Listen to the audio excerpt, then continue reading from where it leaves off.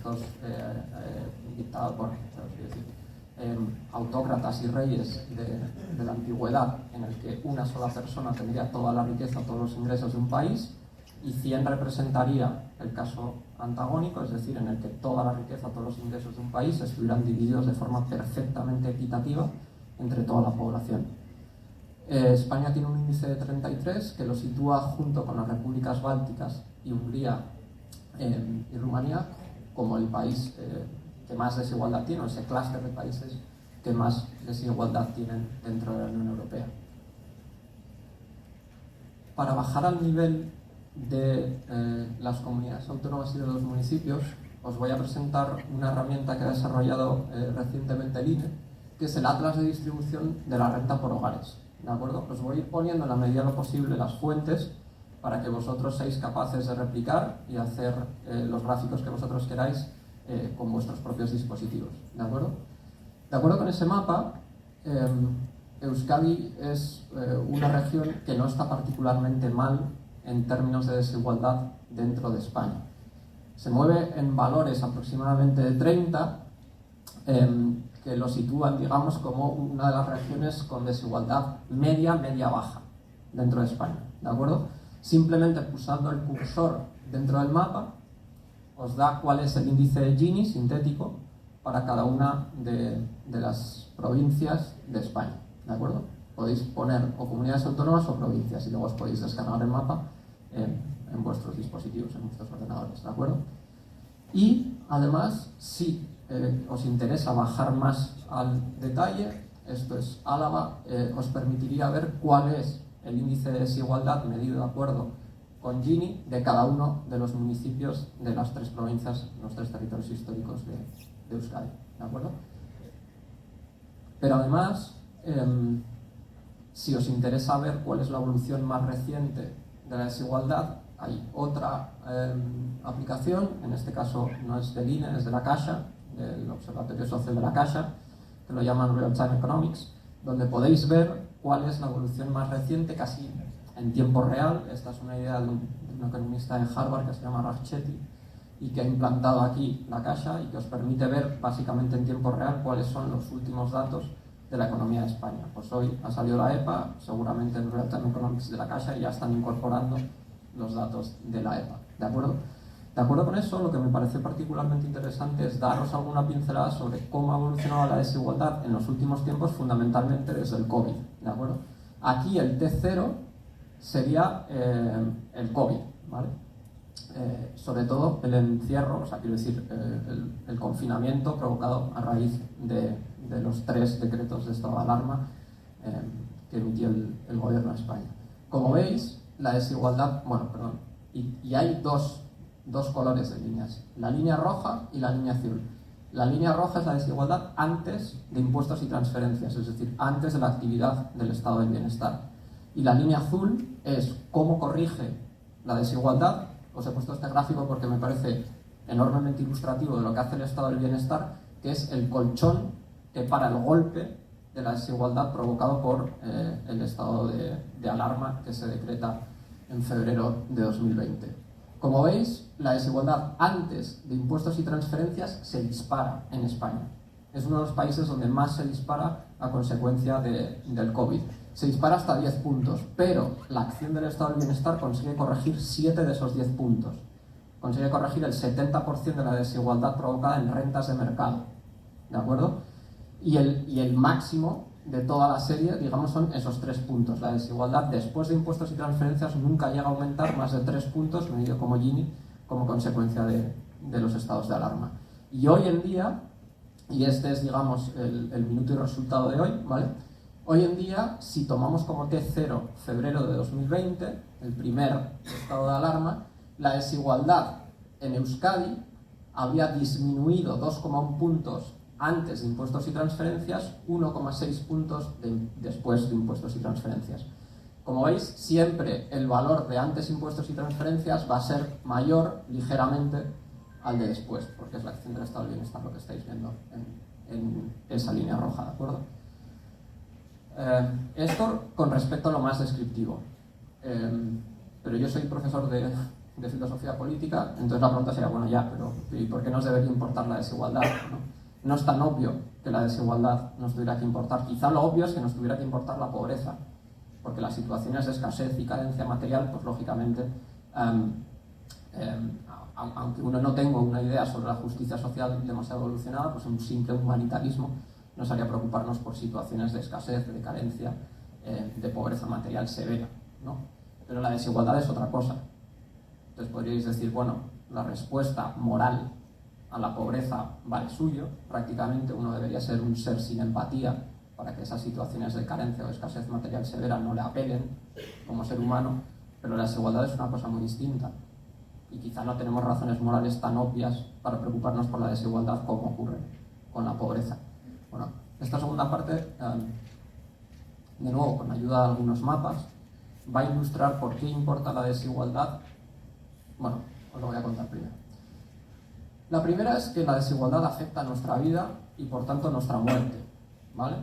Aquí lo que veis es para el caso de Bilbao, luego voy a ir a Donosti y luego voy a ir a Vitoria, pero podría haber seleccionado, de hecho voy a ir calle por calle, en algún momento os voy a mostrar datos sobre cómo afectan lo que en la jerga de la epidemiología se llaman determinantes sociales de la salud, es decir, todas aquellas variables que afectan a la salud de las personas y que tienen un componente fundamentalmente socioeconómico en la mortalidad.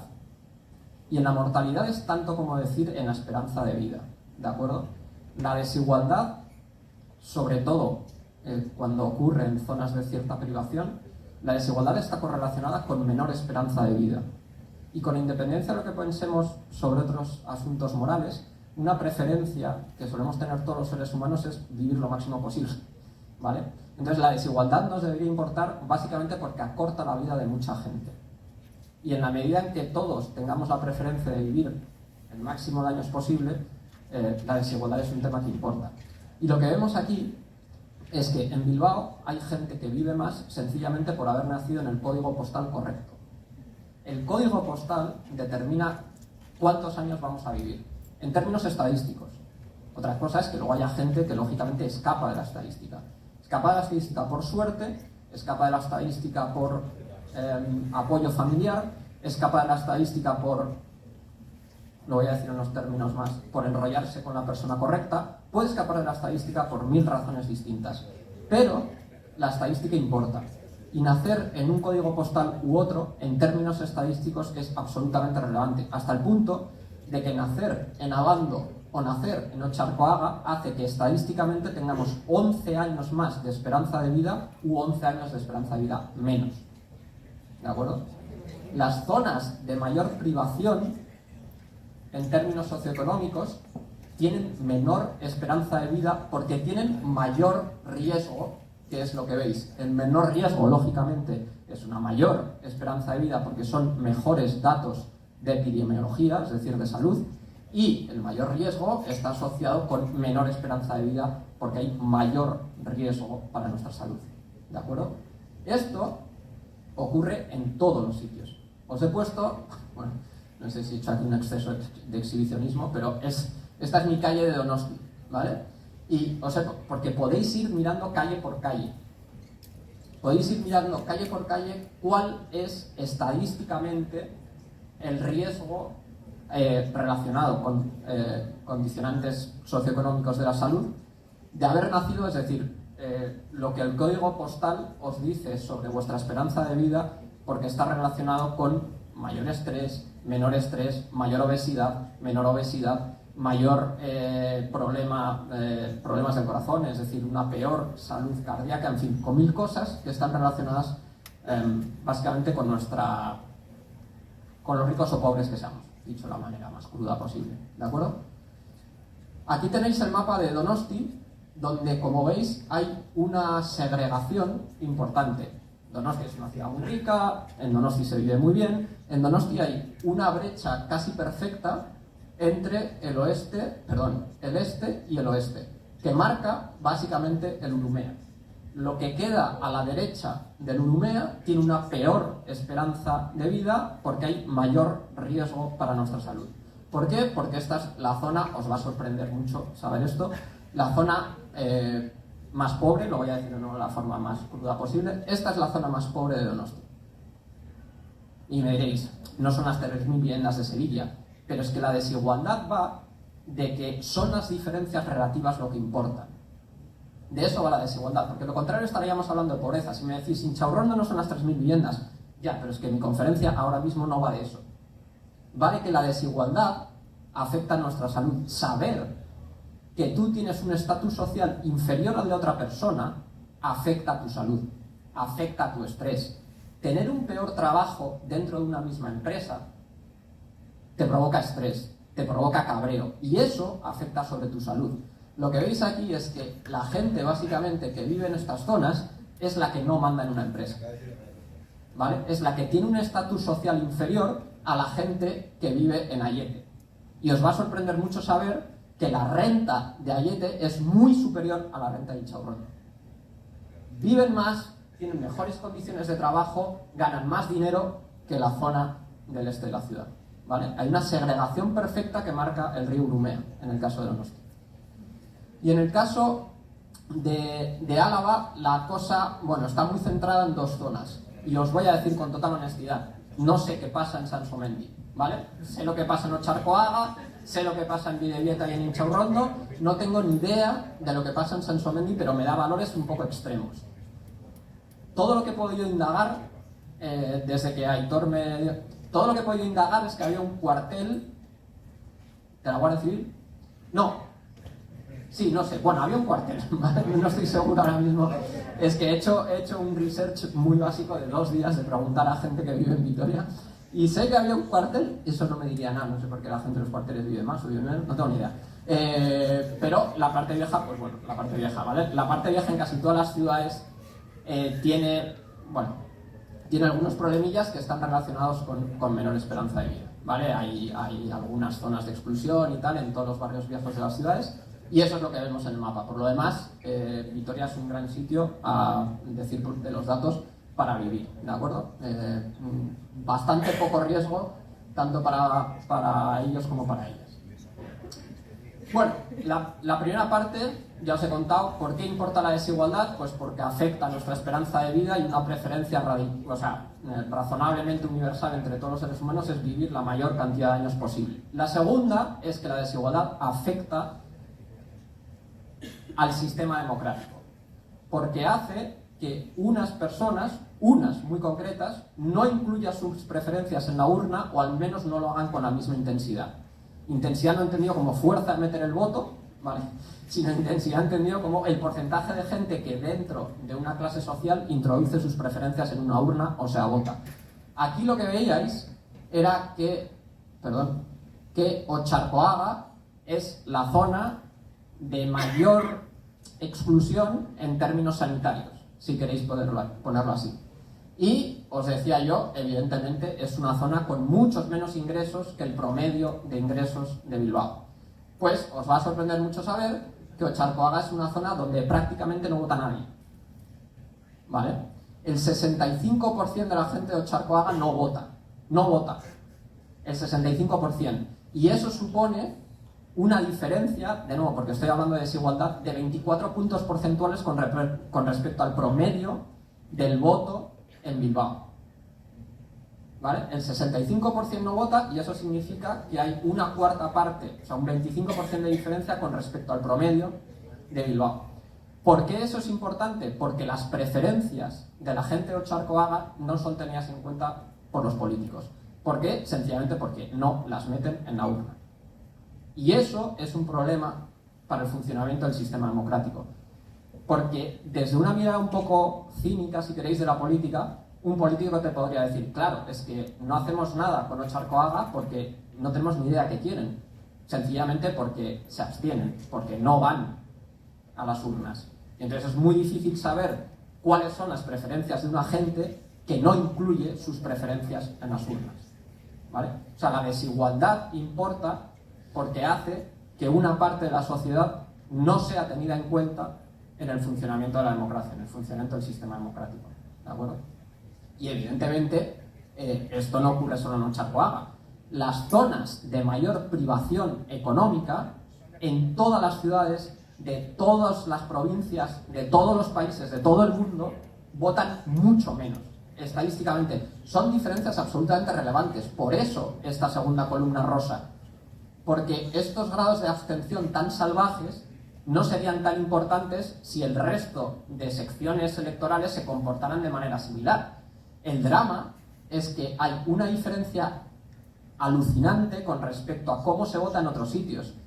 Y si esos mapas, que, bueno, lo vamos a pedir, ¿vale?, desde el think tank, pero si esos mapas estuvieran cruzados con cómo se vota en los barrios, nos daría una información enorme, porque tendrías casos en los que una calle, en función de si vives en un par o en un impar, tiene 10 años menos de esperanza de vida, pero una diferencia de 25 puntos porcentuales en cómo introduces tu voto en la urna, en la misma calle, o a 500 metros. Eso en Madrid ocurre, y me consta que aquí en Bilbao también, ¿vale? O sea, que vamos a pedir que crucen los datos porque vamos a encontrar cosas verdaderamente alucinantes. Y el tercero, y ya voy a pasar a otra parte de la presentación, ¿vale? Pero la desigualdad importa porque afecta sobre nuestra vida y nuestra muerte, importa porque afecta a nuestro comportamiento electoral e importa porque afecta a nuestras oportunidades. Este gráfico parece un poco abstruso, pero en realidad es muy sencillo. Lo que os dice básicamente es, y lo voy a traducir, es qué porcentaje de los ingresos de una persona soy capaz de predecir a partir de un solo dato, que son los ingresos de tus padres, ¿vale? Y lo que te dice es que en el caso de Dinamarca, Noruega, Finlandia, Suecia, Alemania, Japón, yo soy capaz de predecir a partir de un único dato, que son los ingresos de tus padres, aproximadamente el 25% de tus ingresos futuros, es decir, el 25% de los ingresos que vas a tener en el mercado de trabajo cuando tengas un empleo. Si en lugar de nacer en Dinamarca, Noruega, tal, naces en Brasil, Chile, Argentina o Perú, a partir del único dato, los ingresos de tus padres al nacer, es decir, en tu cuna, yo soy capaz de predecir el 55% de tus ingresos futuros. ¿Por qué? Porque aquí apenas hay estado del bienestar. Y el estado del bienestar, resumido, muy resumido, lo podemos definir como una máquina gigante de impuestos y transferencias. Impuestos directos e indirectos y transferencias en especie y en efectivo. Las transferencias en especie básicamente son educación, sanidad y vivienda. Vivienda en el caso de que exista. En el caso de España, pues sanidad y educación, y ya está, chimpún. El 55%, ¿por qué? Porque el estado del bienestar no funciona y por tanto no coge de los que más tiene para dar a los que menos tienen. Los ingresos de tus padres determinan tu futuro, ¿vale? Y lo que hace el estado del bienestar básicamente es transformar las oportunidades de la gente. Es dar oportunidad a aquellos que en el momento de la cuna no tienen oportunidades. Y por tanto, hacer real la noción de justicia social como igualdad de oportunidades. Porque aquí, la mitad de tus ingresos futuros vienen determinados por los ingresos de tu familia. Y aquí es solo el 25%. ¿De acuerdo? Entonces, muy resumido esto, puesto en un eslogan un poco sensacionalista, pero bastante efectista y sobre todo bastante real, la idea del sueño americano, o sea, si quieres vivir el sueño americano deberías irte a vivir a Copenhague, no a Texas, ¿vale? Aquí es donde funciona el sueño americano entendido como idea de la justicia social como igualdad de oportunidades, ¿de acuerdo?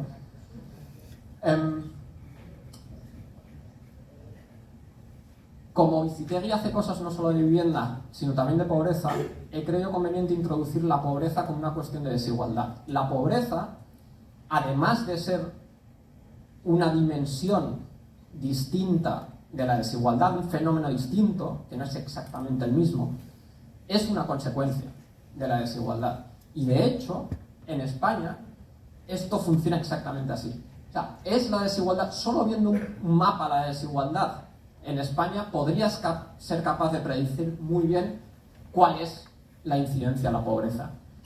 Euskadi tiene 12,2 puntos, o sea, quiero decir, la tasa de pobreza de Euskadi es de 12,2 puntos, mientras que la Andalucía es el 32,3%. Son 20 puntos de diferencia dentro del mismo país. La incidencia de la pobreza es radicalmente desigual en función de qué parte de España vivamos. Es decir, si el artículo 9 y el artículo 14 de la Constitución dicen que la igualdad de los españoles, no sé qué, y que el Estado es labor del Estado remover todos los obstáculos que impidan que la igualdad sea real y efectiva entre todos los españoles, en realidad cuando vas a los datos esto no es así, ¿vale? No voy a entrar en debates sobre federalismo fiscal ni nada de eso, pero desde luego una de las dimensiones de la desigualdad en España es la muy desigual incidencia de la pobreza en función de qué región habitemos, de en qué región hayamos nacido. Y en la medida en que difícilmente una persona elige nacer en Extremadura, en Murcia o en Euskadi, porque cuando tienes 0 años, vamos, a mí no me preguntaron dónde quería nacer, me hubiera dicho en Donosti, porque es un bastante buen sitio para nacer, ¿no? Pero, o sea, he tenido suerte en ese sentido, pero en la medida en que no es una decisión que tomemos nosotros, esto nos debería preocupar como sociedad, ¿vale? ¿Cuáles son las causas? En el ámbito de la economía se han venido discutiendo básicamente dos. Una es el cambio tecnológico sesgado hacia los más cualificados, porque si las revoluciones industriales anteriores pues nos dieron agua corriente y el motor de explosión y este tipo de cosas, la última revolución industrial pues nos ha dado ordenadores y gadgets y móviles, y no todo el mundo es capaz de explotar de la misma manera esa revolución industrial. O sea, tendríamos esa parte de los trabajadores que no trabajan con TICs y esa parte de los trabajadores que sí trabajan con TICs, y las TICs lógicamente han aumentado un montón los ingresos de la gente que trabaja a diario con ellas, pero ha dejado básicamente estancados, o incluso el salario real de esas personas ha bajado de los trabajadores manuales, ¿no? Por decirlo así. Y la otra explicación sería la globalización, simplemente la globalización. Ahora una empresa es capaz de deslocalizar parte de su trabajo, y lo que antes se hacía en California, pues ahora se hace en Shanghai o donde sea. Eso ha tenido una consecuencia que está muy bien, que es la clase media china, que ha salido de la pobreza extrema, básicamente, pero ha aumentado la desigualdad en las ciudades de origen. En Palo Alto, tal. O sea, la desigualdad ha aumentado en el primer mundo, por decirlo así, en las sociedades más ricas e industrializadas, y bueno, y la otra parte de la historia es que ha generado una clase media en China e India, donde antes no había una clase media, ¿vale? Pero la desigualdad en nuestros países, que es de lo que estábamos hablando, ha aumentado como consecuencia de ello. Esta es la historia de casi todos los libros de economía un poco mainstream, ¿vale? Son esos dos drivers los culpables del aumento de la desigualdad. Pero para eso no estoy aquí, os voy a contar otras cosillas, ¿vale? Esto se oye menos. Y es que el Banco de España, que no suele caracterizarse por diagnósticos trotskistas, constata que los beneficios de las empresas han crecido 7 veces más que los salarios, ¿vale? Puesto en términos un poco más técnicos, diría, el Producto Nacional hoy en día no se reparte como se repartía antiguamente. El Producto Nacional entre capital y trabajo, por decirlo así. Hay fuerzas que están impulsando un reparto más desigual. ¿Y cuáles son esas? De nuevo, por decirlo de manera un poco sencilla y tal, aunque es muy matizable esto, ¿no? Una, y muy evidente, y como no me da tiempo a desarrollar más, voy a desarrollar solo una, es lo de la plataformización de las economías. Antiguamente las multinacionales no solo daban buenos trabajos, o sea, trabajar en Detroit, en la Chrysler o en la Ford, no solo te daba un salario muy decente, sino que cuando hacías un estudio estadístico, trabajar en esas grandes empresas tenía una prima salarial con respecto a hacerlo en empresas más pequeñas. Los comités de empresa, en fin, el sindicalismo y todas estas cosas, ¿vale?, hacía que en esas grandes empresas los salarios que tú ganabas fueran superiores a los que hubieras ganado haciendo el mismo trabajo pero en una empresa más pequeña. Esa es la historia de Llodio, que es donde vive mi suegro y donde me voy a ir cuando termine de comer. Y esta es la historia del sindicalismo vasco y de muchos sindicalismos, del de Estados Unidos, del de Dinamarca y del de España, ¿vale? Grandes comités de empresas en grandes multinacionales que pagaban sueldos que suponían una prima salarial con respecto a hacerlo en una empresa más pequeña del mismo sector. Hoy en día es justo lo contrario. Hay ya un estudio estadístico, cuáles son las grandes multinacionales que han sustituido a la Chrysler, a la Ford, a no sé qué, Amazon, Globo, que acumula 200 millones de euros en sanciones, Uber y todas estas empresas, ¿vale? O sea, me podría pasar aquí 15 minutos diciendo grandes empresas. Esas empresas, dicho de la manera más sofisticada posible, pagan sueldos de mierda. Tan de mierda que representan no solo una prima, sino que trabajar en esas grandes multinacionales hoy en día tiene una sanción, en inglés, una sanción económica, es decir, ganas menos que el promedio de lo que gana una persona que trabaja en una no multinacional del sector. Te obligan a hacerte autónomo, que en España son 300 euros, bueno, todas estas cosas que ya sabéis, ¿vale? Las grandes multinacionales han cambiado de bando, ya no son grandes multinacionales de soplete y mono azul, sino que son grandes multinacionales del sector servicios bastante piratas. Y eso, no te vas a creer, pero influye en la calidad de vida de las personas, en sus salarios. Y eso es lo que al final del día ves en la distribución del Producto Nacional cuando vas a la Contabilidad Nacional de España, ¿vale? Porque encima son empresas enormes, que generan miles de millones de beneficios, claro. Y luego está y ahí ya podríamos culpar a Amazon y no sé qué y tal, joder, qué tal. Y luego está lo mal que lo hacemos nosotros con nuestro estado del bienestar, en términos de impuestos y transferencias, que es de lo que va a ser un estado del bienestar. Aquí veis cuánto reduce la desigualdad el sistema de impuestos y transferencias de un país, ¿vale? Esta sería como la imagen global. Bueno, pues veis que España está por debajo de la media de la OCDE y solo lo hace peor, digamos, de los países con los que nos interesa compararnos, porque siempre te puedes comparar con Sierra Leona, pero supongo que no es el objetivo, ¿vale? O sea, no tengo nada en contra de Sierra Leona, súper bien Sierra Leona, pero no es el país con el que te quieres comparar, te quieres comparar con otros, pues con los que te puedes comparar lo hacemos regular, ¿vale? Lo hacemos bastante mal. ¿Por qué? Bueno, primero porque pagamos, y esto es impopular decirlo, pero pagamos poquitos impuestos, bastante poquitos, ¿vale? Y esto no es opinión, es información. Estos son gráficos de Eurostat, o sea que ya está, vais a Eurostat, ponéis ahí tal, y el resultado es que en España pagamos 35,4% de impuestos y cotizaciones sociales, cuando la media de la UE27 es 41 y de la UE28 40. En la UE28 están metidos Rumanía, Bulgaria, o sea, quiero decir que no es el club de los ricos, ¿eh? La UE28 nos saca 5 puntos de diferencia y ahí no solo juegan el Barça y el Madrid, sino que juega el Elche, el Getafe y tal, ¿eh? O sea, ahí en esa media no está solo Alemania. Y luego, lo mal que lo hacemos con las transferencias. Las transferencias son las prestaciones. Básicamente las prestaciones económicas, te vas al desempleo y cobras una prestación de desempleo, y luego las prestaciones en especie, que son, como os decía, sanidad, educación y vivienda, en el caso de que existiera, pues sanidad y educación. Entonces, y aquí está cómo las transferencias de las que provee el estado del bienestar se distribuyen entre ricos y pobres, por decirlo de la manera más simple posible, entre el 20% más rico y el 20% más pobre. El quintil es el resultado de distribuir 100 entre 5 y te salen quintiles de la distribución, ¿vale? O sea, el 20% más pobre y el 20% más rico. ¿Cómo reciben esas prestaciones la gente en función de qué lugar de la distribución salarial ocupa?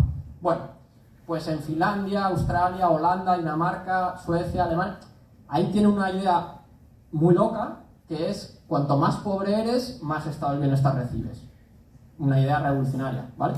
Y aquí están los países, Chile, Lituania, España, Portugal, Italia, Grecia, que han pensado que cuanto más rico eres, más estado del bienestar recibes, ¿vale? Esto en sociología se llama efecto Mateo, porque hay una parábola, por lo visto, de la Biblia. Yo he leído más artículos científicos que la Biblia, pero os voy a hacer un resumen muy rápido, que dice que cuanto más tengas, más se te dará. Este es el bottom line de la cita de Mateo, porque Jesús se supone que pensaba que te tiene que dar en la medida en que seas diligente, en la medida en que hagas buen uso del dinero. Si eres un poco negligente y haces mal uso del dinero, no se te dará. Entonces, cuanto más tengas, más se te dará.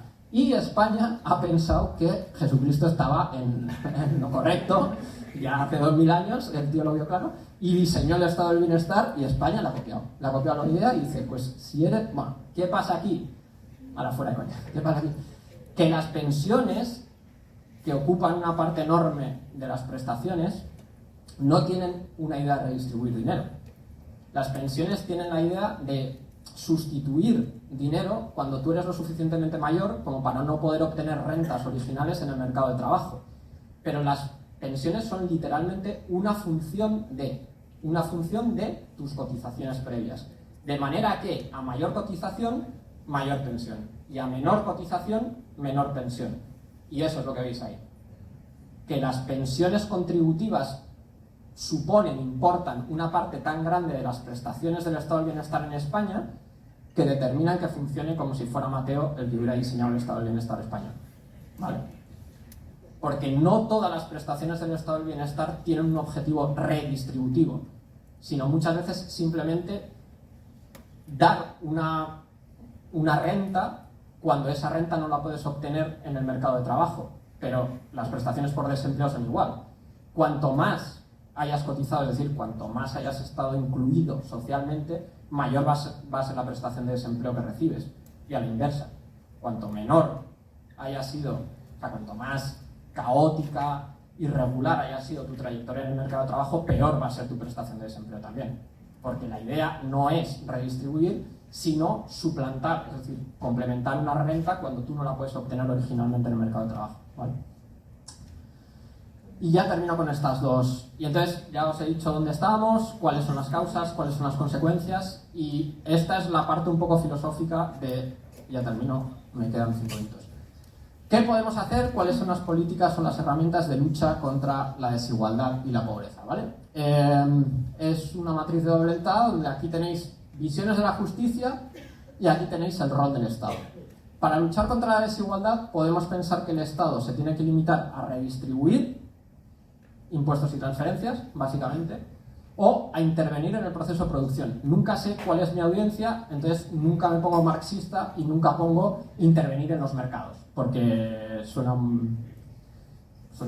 así, ¿no? Muy marxista. Entonces pongo intervenir en el proceso de producción, que si está Nadia Calviño en la sala, pues diga, pues muy bien, esto. En realidad es intervenir en los mercados, ¿no? Y eso ya pues da un poco más de canguelo. Y luego la visión de la justicia como reparar y la justicia como preparar. Os leo las 4 posibilidades. Igualitarismo de mercado, ¿qué es? Bueno, pues es la idea de que los mercados son una institución tan eficiente que el Estado lo mejor que podría hacer en materia económica es no hacer nada, ¿vale? Esto parece que es una idea del neoliberalismo de Thatcher y Reagan, pero en realidad hubo una corriente de la socialdemocracia que se vino a llamar Tercera Vía, que asumió lo mismo. Evidentemente la historia importa, ¿vale? En ese momento, pues en los 65, en los 70, en los 75, esto es una corriente posterior, es de los 90, pero en los 65, 70, 75 había básicamente como 2 nociones sobre la justicia social en disputa. La del bloque soviético y la del bloque occidental. La del bloque soviético fue muy exitosa en términos de ganar alguna partida de ajedrez. Creo que Kasparov ganó alguna partida de ajedrez y tal, y algunos campeonatos de gimnasia. Los rusos eran... En todo lo demás, nada, un desastre. O sea, un colapso económico, no sé qué, la gente vivía 45 años de esperanza de vida. Entonces, claro, no es muy sorprendente que la gente pensara, bueno, a ver, igual prescindir absolutamente de los mercados en todo no es la mejor idea económica que puedes tener, ¿vale? O sea, igual necesitamos las señales de los mercados. Bueno, voy a contar un chiste ruso. O sea, es un chiste ruso. ¿Vale? Chiste ruso. Bueno, os lo voy a contar porque era una viñeta muy buena, ¿vale? En la viñeta lo único que hay es como una persona así y luego un tornillo gigantesco que ocupa el 95% de la viñeta, ¿no? Y todo lo que dice la viñeta es: le hacemos entrega de la producción nacional de tornillos establecida para el quinquenio 21-25. Y es humor ruso, o sea, ya está, el humor es ese, ¿vale? Pero claro, un tornillo de gigatoneladas no vale para nada, porque no hay dónde ponerlo. Y entonces eso es la coña de los rusos. Los rusos tenían una coña que era: vosotros hacéis como que pagáis y nosotros hacemos como que trabajamos. Pero claro, eso desde el punto de vista de la eficiencia económica no es el mejor sistema que puedes diseñar en tu vida, ¿vale? Entonces, la tercera vía decía, bueno, tenemos que confiar en los mercados, el experimento soviético ha funcionado regular, nada más, pero es verdad que los mercados producen con frecuencia distribuciones muy desiguales. Entonces, el mercado se va a encargar de todo, es decir, de toda la fase de distribución y de producción, y lo único que va a hacer el Estado es corregir sus resultados más desiguales ex post. ¿Cómo? Cobrando unos impuestos para dar unos servicios públicos. Para todo lo demás, Estado. Y de hecho, os he puesto ahí Bad Godesberg porque el Partido Socialdemócrata Alemán desde 1956 hasta 1986, o sea, durante 30 años, tuvo un eslogan político que decía: mercado cuando sea posible, o siempre que sea posible, depende de cómo lo traduzcas del alemán, Estado solo cuando sea necesario. ¿Vale? O sea, el partido socialdemócrata más importante de Europa tuvo durante 30 años la idea de que el Estado era casi como un mal necesario. Pero siempre que se pueda, mercado. Ese era el eslogan de Bad Godesberg, que por cierto, fue el eslogan que luego adoptaron casi todos los partidos socialdemócratas europeos, incluido el español, ¿vale? Que renunció al marxismo, ¿os acordáis de aquello? Suresnes, todo ese rollo, ¿vale? O sea, que en términos históricos, de política real, esa idea de corregir los mercados ex post ha sido enormemente influyente en el siglo XX. No es solo una coña de teoría política, sino que ha sido verdaderamente muy influyente en la vida de muchos países y de muchas personas. Y utilizar el Estado básicamente ex post ha sido la idea de la Comisión Europea de 2014, pero con una idea ligeramente distinta, que vendría a decir: no hay que utilizar el Estado solo para corregir resultados desiguales, sino también para procurarlos, para intentar que sean lo más iguales al comienzo, para tener que corregir lo menos posible al final. Y bueno, esa es básicamente la idea de la inversión social que veis en la educación, ¿vale? La idea de la Comisión Europea de es súper eficiente invertir en educación 0-3, cuanto antes mejor, porque el retorno a la inversión en niños es mucho mayor que el retorno de una persona que ya está excluida a los 40 años, ¿vale? Ahí es donde podemos hacer diferencia, dice la Comisión Europea, en los niños de 0, 2, 3, 4, 5 años, porque cuando el proceso de exclusión es tan grande, el retorno de la inversión, por decirlo así, es mínimo. Todo lo que invertamos va a ser como a fondo perdido, ¿vale? Porque las personas ya están en una situación de degradación tan grande que la intervención es muy poco eficaz desde el punto de vista de la administración, ¿vale? Eso sería, de nuevo, pongo esto aquí porque no es un enfoque solo de teoría política, sino es el enfoque que ha informado las políticas sociales en Europa desde 2014 aproximadamente, ¿vale? Y luego tendríamos los enfoques de intervenir en los mercados. No voy a entrar en esto, bueno, sí, os lo cuento muy brevemente. ¿Por qué he puesto el socialismo obrero marxista en Justicia como reparar? Porque es una clase de marxismo muy breve. Marx pensaba que fue básicamente la propiedad privada lo que introdujo en el mundo, por decirlo así, la desigualdad y la pobreza, ¿vale? Tenía la idea de que, lo voy a decir en inglés, perdón, the enclosure of the commons, o sea, que el vallado de los territorios que un día fueron comunes y con ello el nacimiento de la propiedad privada, excluyó a mucha gente de fuentes de riqueza que habían sido fundamentales para ellos hasta entonces, básicamente la tierra, ¿vale? Y el marxismo, desde esa perspectiva, lo puedes entender simplemente como decir, bueno, hay muchas otras cosas que podrían ser comunes, como los medios de producción, cuyo reparto más equitativo haría innecesaria toda la intervención del estado del bienestar que existe hoy en día. O sea, toda la construcción del estado burgués, ¿vale?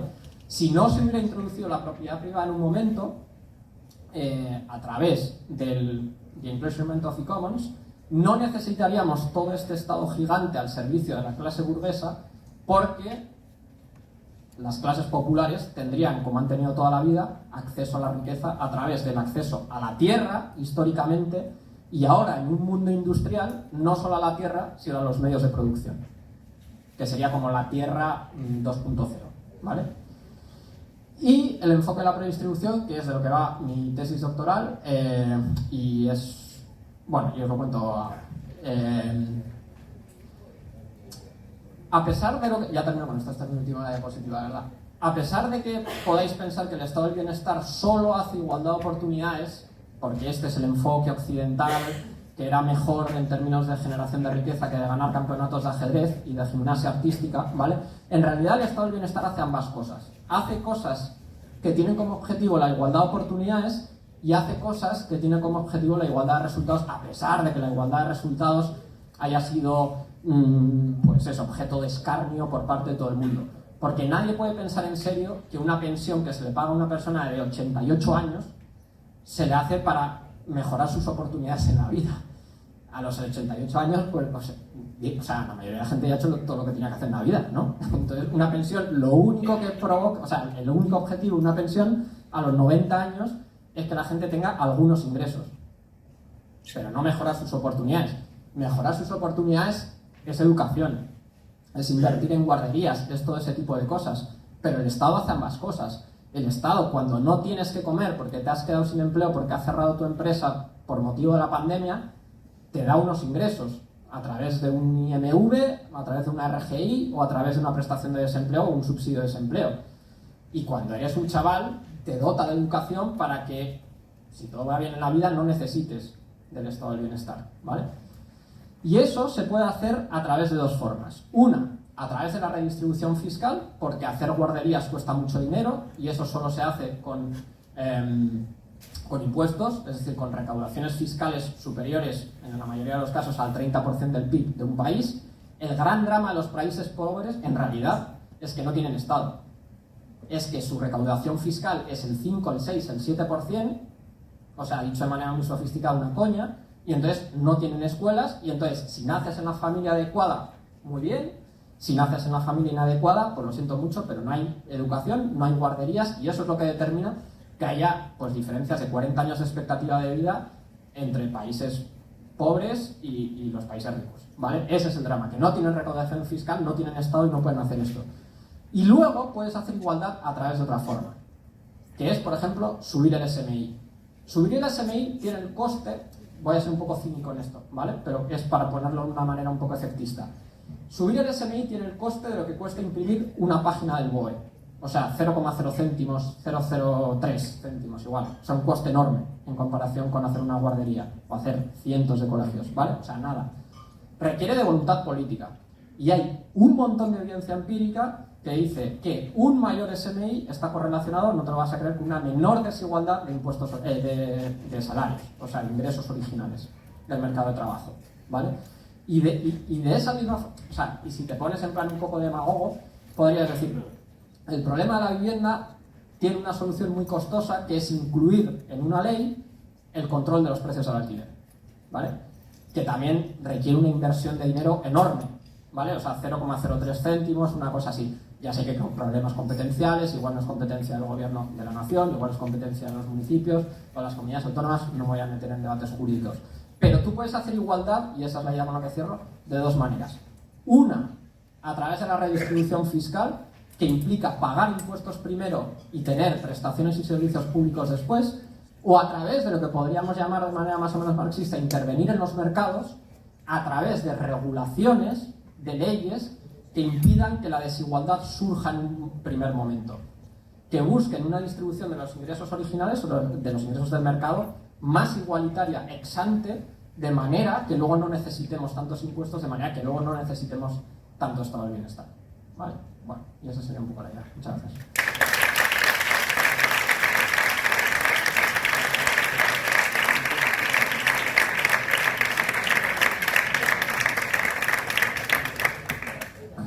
No te vayas, Borja. No digo. Pues sería bueno si podemos pues hacer un diálogo, preguntas o intervenciones. Ahí atrás hay una, ¿no? Cata, ¿tenemos algún micrófono por ahí? Sí, lo tenéis ahí arriba al lado del ordenador. Por micrófono. Compañera. Me ha gustado mucho. Vale.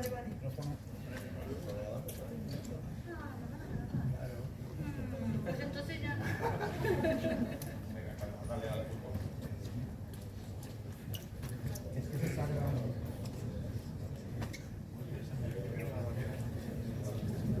Que muchas gracias, me ha gustado mucho, me ha parecido muy interesante.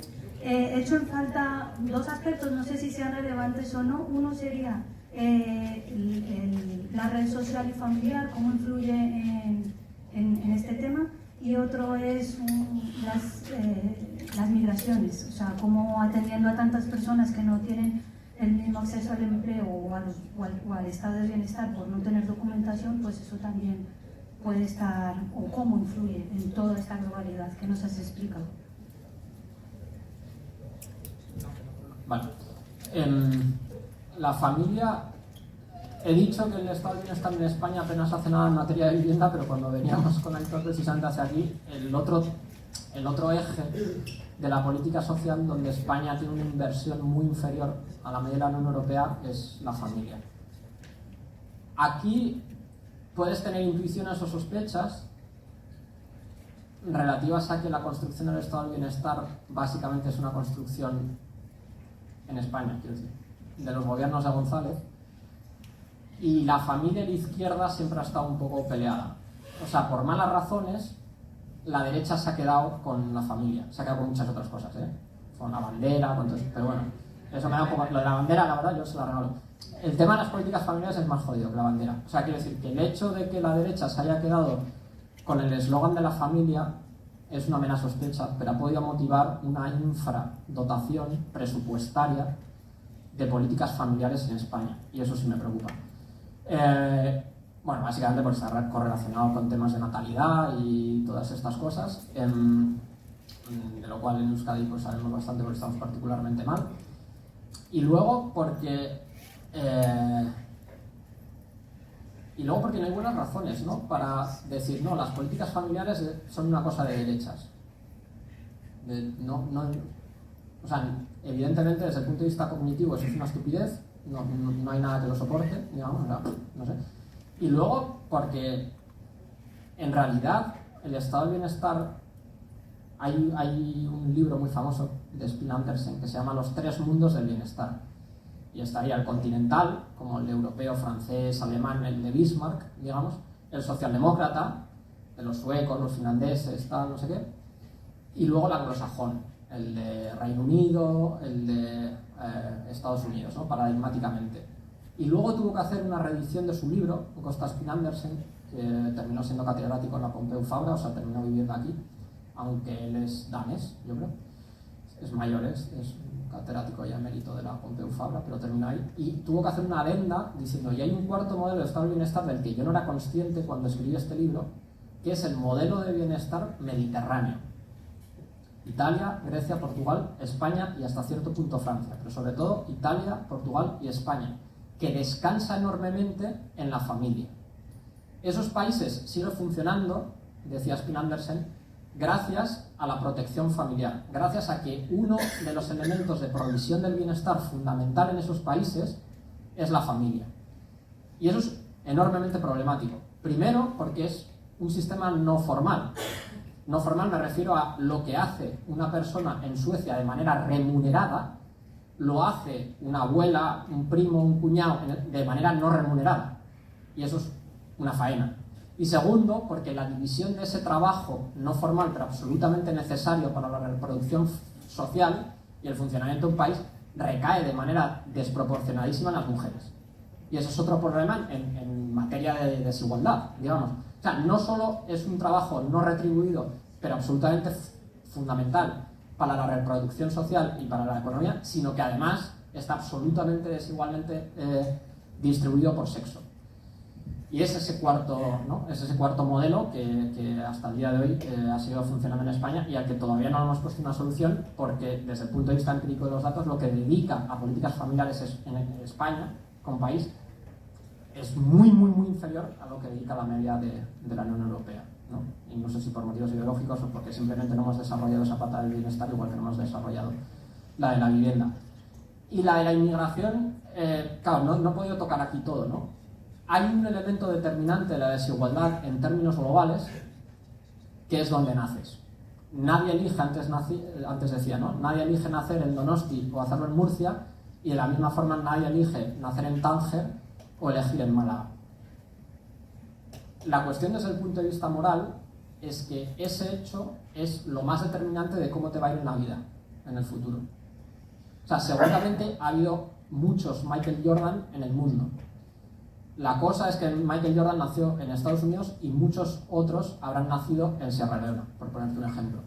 Y para ser Michael Jordan necesitas el talento de Michael Jordan y los genes de Michael Jordan, pero necesitas A, que no te maten a los 13 años, y B, una canasta y cierta seguridad personal a la hora de ir a echar canastas en un sitio. Y igual de determinante es la suerte genética a la hora de terminar pues teniendo unos ingresos en la vida que la suerte de nacer en el país correcto. Por ejemplo, te voy a hablar de memoria, pero nacer en Copenhague te da unos ingresos medios en tu vida laboral de unos 50.000 euros, más o menos. Nacer en Tánger, o sea, en Marruecos, te da unos ingresos medios de unos 10.000. Hay 5 veces la diferencia, ¿no? O sea, es 5 veces mayor lo de Copenhague, y nadie elige nacer en Tánger, y nadie elige nacer en Copenhague. Y hay 3 fronteras donde la desigualdad es más grande por un motivo arbitrario desde el punto de vista moral, como tu lugar de nacimiento. México, Estados Unidos, Corea del Norte, Corea del Sur y España, Marruecos. O sea, en términos de lo que los anglosajones llaman hotspots de fronteras, los puntos más calientes de fronteras son México, Estados Unidos, las 2 Coreas y España, Marruecos. Y por eso, bueno, y por muchas otras cosas, la política migratoria de España es una política muy de defensa. Ayer vi, si no recuerdo mal, pero esto te lo voy a decir de memoria, que 8 de cada 10 euros de lo que España invierte en política migratoria se lo lleva un solo ministerio, que es Interior. Los otros 2 se reparten entre políticas sociales, bla, bla, bla, bla. Pero 8 de cada 10 euros se lo lleva Interior. Tiene mucho que ver con Frontex a nivel europeo, y el enfoque, o sea, quiero decir, el hecho de que 8 de cada 10 euros vayan al Interior te da idea de cuál es el enfoque de la migración hoy en día en España. Es un enfoque de policía y defensivo. No tengo ni idea de si es posible otro enfoque, o sea, quiero decir, desde el punto de vista práctico, teórico, pues evidentemente sí. Pero no tengo ni idea de si esto se puede hacer de otra manera o no. Pero el hecho es ese, que 8 de cada 10 euros van a un ministerio que no hace una labor social, que no hace una labor humanitaria, que su propia definición dentro del propio gobierno de España es una orientación muy concreta que tiene que ver con la seguridad y con la defensa, y no con la provisión de bienestar ni de ayuda humanitaria.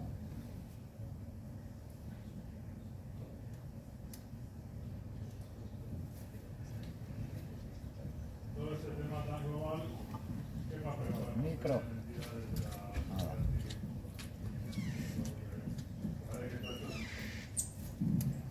Quiere decir que en todo este tema tan global, tan sistémico, ¿qué nos podrías decir o qué papel podrían tener, digamos, entidades como Visitegui, como EAPN, un poco lo que son las entidades de la sociedad civil, ¿no?, organizada?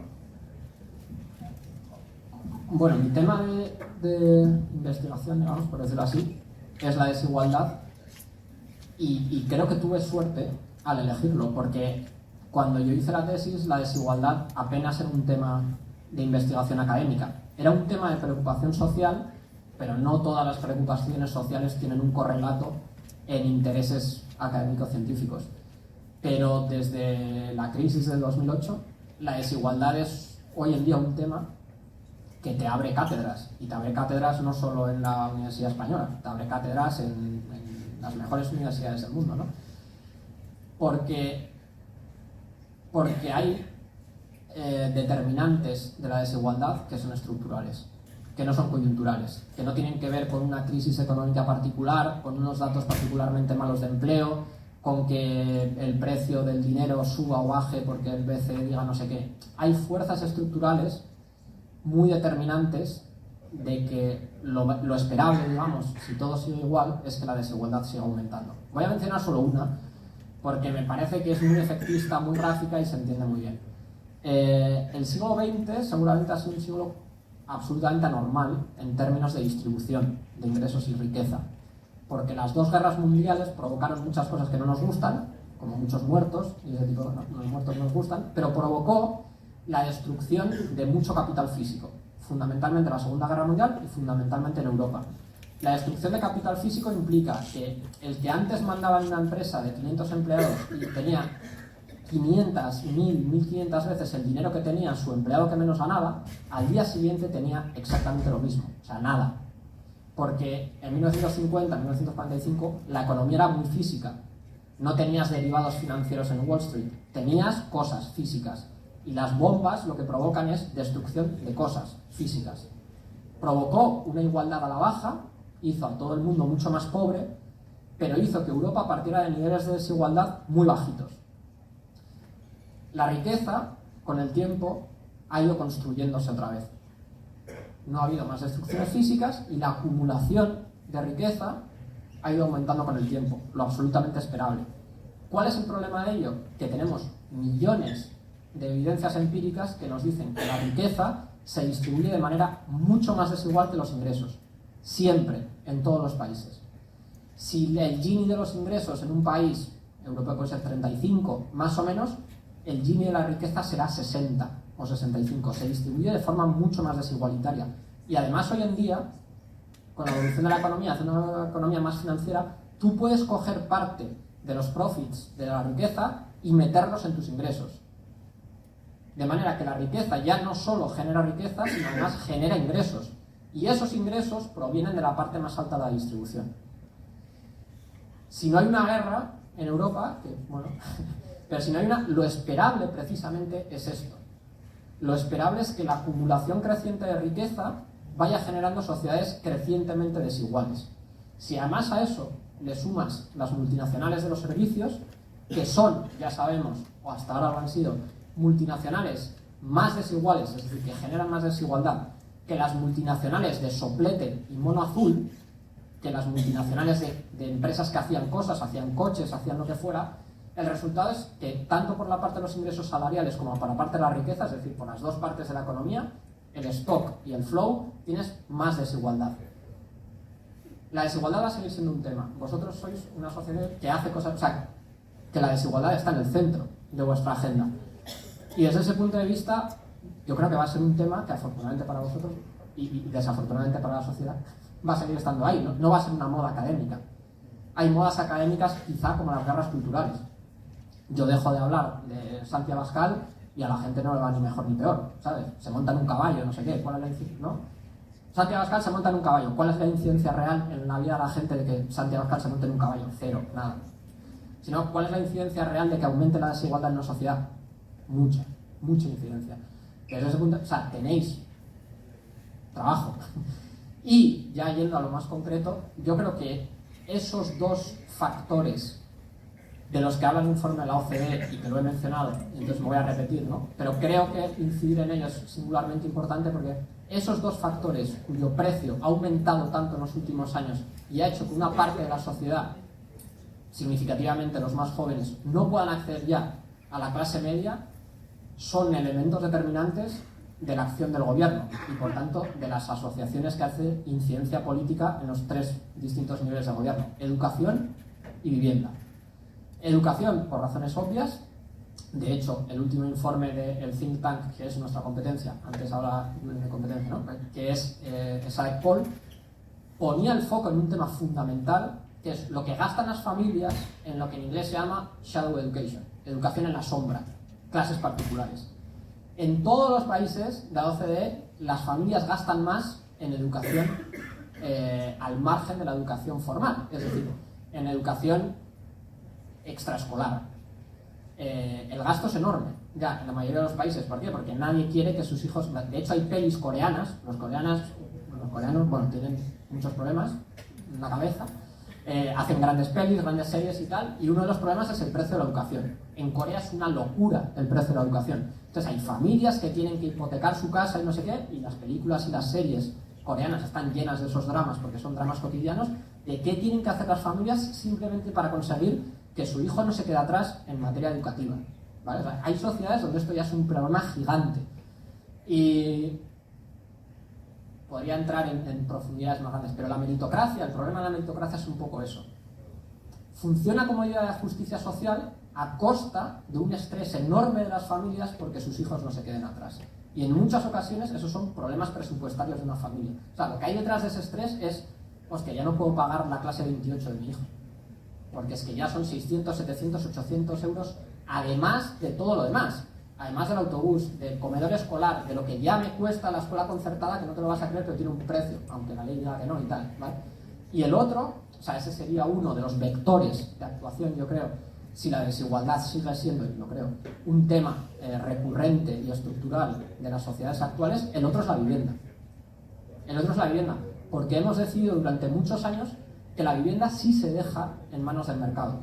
La vivienda es un tema de mercado. Igual que en 1970 cualquier yanqui te hubiera dicho todo es un tema del mercado. El salario mínimo interprofesional es un cuento comunista. Son los empresarios los que deciden cuánto pagan, y si a 250 euros tú no quieres pagar, pues te vas a otra empresa y ya está, porque el mercado arbitra todo esto, ¿vale? Y en la vivienda hemos creído esto históricamente. Esto es un problema del mercado. Si tú no puedes pagar 500.000 euros por una vivienda, pues ya encontrarás otra por 220.000. Pero no es labor del Estado inmiscuirse en el correcto funcionamiento de un mercado libérrimo como ha sido el mercado de la vivienda. ¿Cuál es el problema? Que la vivienda es, como os decía la OCDE, un factor determinante de que alguien pueda incluirse en la clase media y no quedar excluido de esa clase media, que más o menos somos el 66% de las sociedades de la OCDE, la clase media, luego tienes un 10% por arriba, un 20% por abajo, pero bueno, más o menos. Y luego, y fundamental, una inversión enorme. Seguramente la mayor inversión que haces en tu vida es la... Bueno, seguramente no, o sea, quiero decir, para el 99% de la población, salvo la gente que tiene yates y cohetes y no sé qué, el mayor gasto que haces en tu vida es la vivienda. Y por tanto, además de ser un determinante poder incluirte en una clase medical, es un tema donde la labor del Estado podría tener una incidencia salvaje, porque es con mucha diferencia el mayor gasto que vas a hacer a lo largo de tu vida. Y entonces, tener una regulación que diga es decir, la vivienda es objeto de comercio en el mercado y es el mercado el que va a proveer de vivienda en función de tu capacidad adquisitiva, o decir B, el Estado es un ente al que le consideramos legitimado para intervenir en los mercados, en el proceso de producción, si estuviera nadie en la sala, es determinante. Si dices los resultados son unos, la vivienda va a ser, es decir, si dices la vivienda es un objeto de transacción de mercado donde el Estado no tiene nada que decir, las consecuencias van a ser unas, va a ser una desigualdad salvaje en el acceso a la vivienda, y con el transcurso del tiempo, si las ciudades siguen siendo un sitio donde cada vez viva más gente, más, y si la legislación dice B y decide hacer B, y decide que el Estado está legitimado para intervenir en el proceso de distribución de la vivienda, los resultados van a ser otros. Y creo que es labor de entidades como la vuestra no solo trabajar en términos, por ejemplo, de Housing Association y estas cosas que se hacen en la Unión Europea pero en España no se hacen, es decir, que el Estado confíe en entidades del tercer sector como intermediarios entre Estado y consumidor final, es decir, personas pues, en situación de exclusión o lo que sea, sino la incidencia política. Dicho de manera un poco así, pues hacer incidencia política, dicho en términos más vulgares, dar la turra con la idea de que la vivienda es el pilar ausente en el estado del bienestar español. Es un pilar que ha sido una promesa y es la promesa eternamente incumplida. Porque de hecho vas a los datos de cuál es el porcentaje de inversión como porcentaje del PIB de España en vivienda en comparación con los países con los que te quieres comparar, no con Sierra Leona, y tienes 3 puntos de gap aproximadamente de diferencia. 1,4, 1,5 frente a 5, por ejemplo, que llega a tener Alemania. Esos son miles de millones de diferencia y esos son diferencias radicales en términos de igualdad o de oportunidades al menos de acceso a la vivienda. O sea, que dar la turra, con independencia luego de que en la práctica hagamos Housing First o hacemos Housing Associations o hacemos lo que sea, pero la incidencia política en el nivel de la turra es la vivienda, es la promesa eternamente incumplida del estado del bienestar español.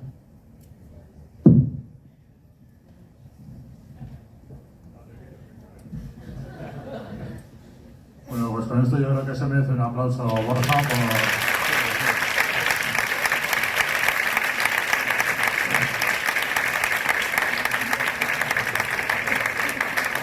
Bueno, y con esto acabamos este encuentro. Espero que haya sido, por lo menos que nos deje cosas para pensar y que en los siguientes días pues vayamos